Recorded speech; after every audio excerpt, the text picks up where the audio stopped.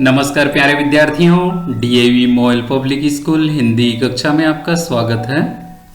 आज मैं आपकी कक्षा 8वीं में हिंदी के ज्ञान सागर पुस्तक से पाठ 7 अन्याय के खिलाफ लड़ाई पढ़ाने जा रहा हूँ।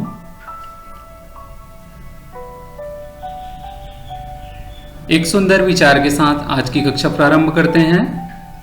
मुश्किलों से डरकर भागना कायरता है, उनका डटकर सामना करें।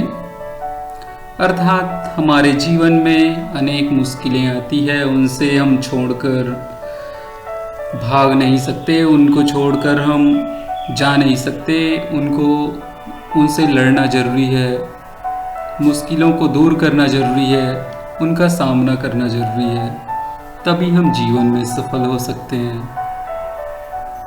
अन्याय के खिलाफ लड़ाई, ऐसे ही हमारे जीवन में कई अन्याय होते हैं हमारे आसपास, तो उनसे लड़ना भी हमें सीखना चाहिए। भारत सोने की चिड़िया थी। अंग्रेज 1600 ईस्वी में भारत में आए और धीरे धीरे यहाँ के सारे धन खजाने सब लूट कर ले गए। अनेकों साल तक राज किए, लोगों पर अत्याचार किए। इसी संबंधित यह एक छोटी सी कहानी है, अंग्रेजों द्वारा लोगों पर किस प्रकार अत्याचार किया जाता था। आंध्र प्रदेश के कोया आदिवासी जो अंग्रेजों के खिलाफ लड़े, स्वतंत्रता के कार्य में भाग लिए और श्री राम राजू जो अपने बलिदान दिए, उसकी एक गौरव गाथा आइए जानते हैं। बात सन 1922 की है। उन दिनों अंग्रेजों का शासन था, भारत देश अंग्रेजों का गुलाम था।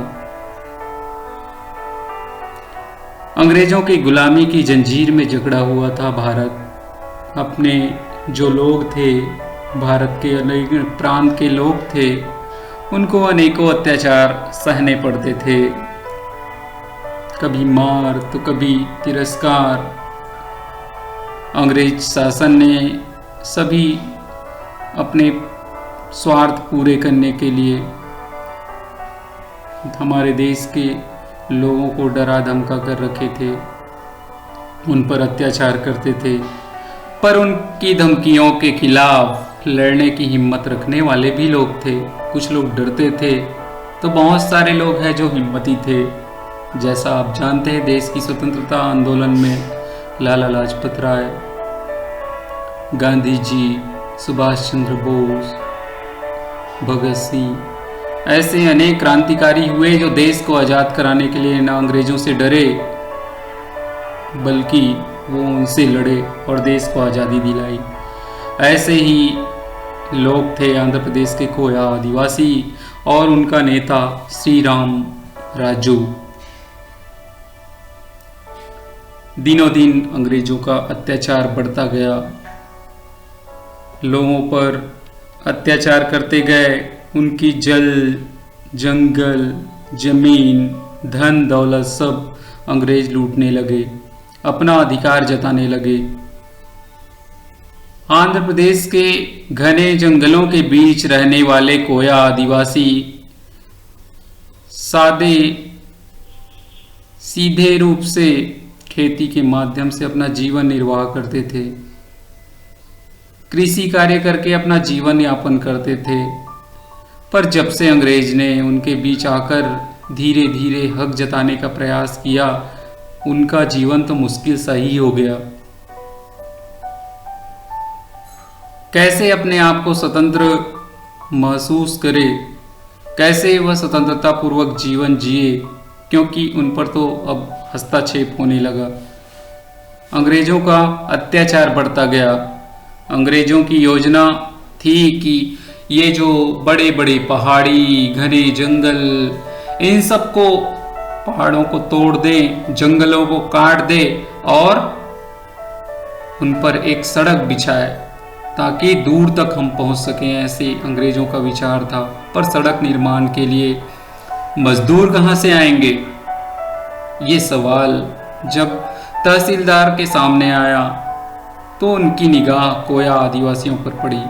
ये आदिवासी बनाएंगे, पेड़ों को काटेंगे, पहाड़ों को तोड़ेंगे और सड़क बनाएंगे, ऐसा उनके ध्यान में आया। ऐसा वह सोचने लगा। तहसीलदार था बेस्टियन। बेस्टियन को शासन द्वारा सड़क बनाने का काम सौंपा गया था, तो वह जंगलों को काटकर, पहाड़ों को तोड़कर सड़क बनाने का निर्णय लिया और इस काम के लिए उन्होंने चुना कोया आदिवासियों को। स्वभाव से तो बहुत क्रूर और अक्खड़, लोग उनको पसंद नहीं करते थे। गुस्सैल प्रवृत्ति के आदिवासियों के गांव में गया और बड़े घमंड के साथ खूब चिल्ला के बोलते हैं, 2 दिन में जंगल में सड़क बनाने का काम चालू हो जाएगा, तुम सब लोगों को इस काम पर जाना है, अगर नहीं पहुंचे तो ठीक नहीं होगा। अंग्रेज सरकार का हुक्म है, ये जान लो। सारे आदिवासियों को ऐसे गुस्से से धमकाने लगे। काम के लिए उनको मजबूर किया जाने लगा। आदिवासी बेचारे चुप हो गए। जिस जंगल में, जिस जमीन में खेले, वहाँ वो कैसे सड़क बनने दे, वहाँ के पेड़ों को कैसे काटने दे और अपने हाथों से पेड़ों को कैसे काटे।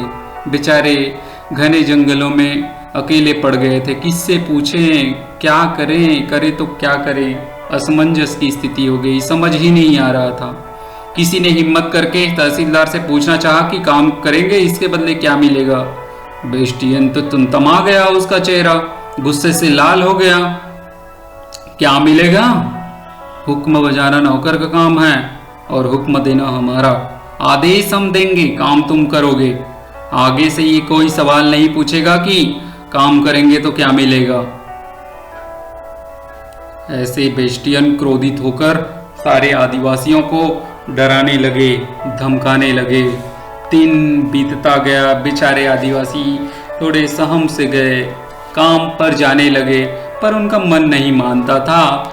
जिस पेड़ों में चढ़ के वह खेले कूदे, जिसके फल खाए उसको कैसे काटे।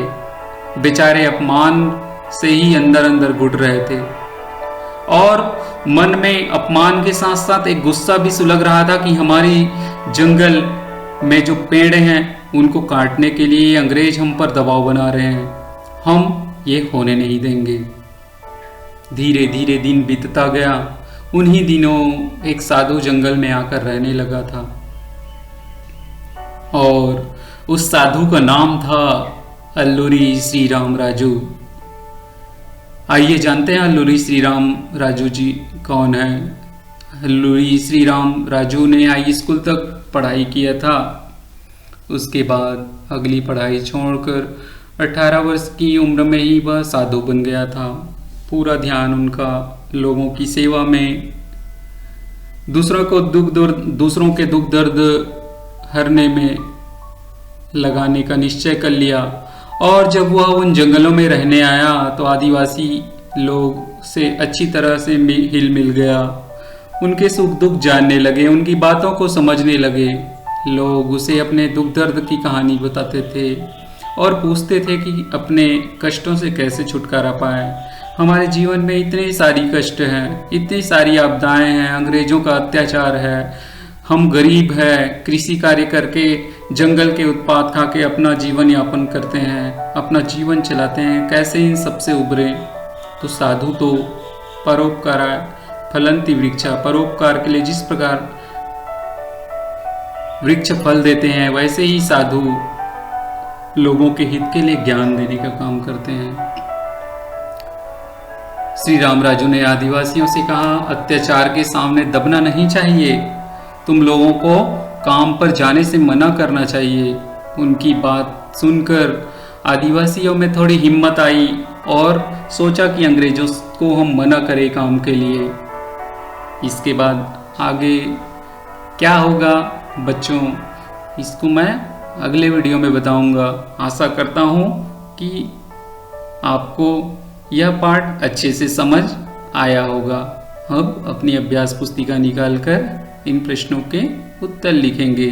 श्री राम राजू कौन थे, उनके जीवन परिचय लिखिए, संक्षिप्त जीवन परिचय लिखेंगे। बेस्टियन का स्वभाव कैसा था, पाठ के आधार पर लिखेंगे। आज के लिए इतना ही, बहुत बहुत धन्यवाद।